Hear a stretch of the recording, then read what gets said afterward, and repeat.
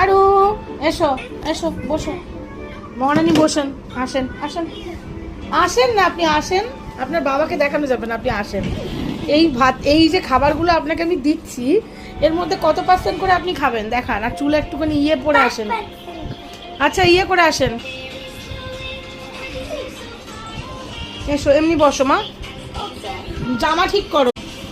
এই যে এটা হচ্ছে ভাজা আলু, এই আলু উচ্ছে ভাজা, এটা দিয়ে খাবে। আগে প্রথমে ক্যারটটা নিয়ে নাও মুখে, আগে ক্যারট, তারপরে আগে ক্যারটটা খাও একা একা।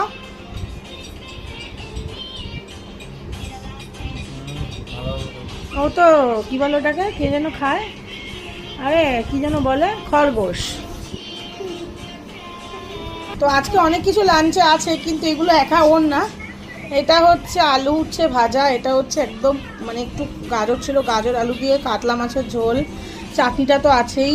আর এটা আমি করিনি, আমার শাশুড়ি দিয়েছিল, কি কুমড়ো, কুমড়ো শাক হবে হয়তো। আর এটা মনে হয় আরেকটা কোনো শাক বা কিছু একটা হবে। আর এটা টক, আমি এখানে টক ঢাল করেছি। আবার আরেকটা মাছের তরকারি, মাছের একটা কিছু। তো এত কিছু তো খাবে না, একটু একটু একটু করে যেইটুকুনি খায় আর কি।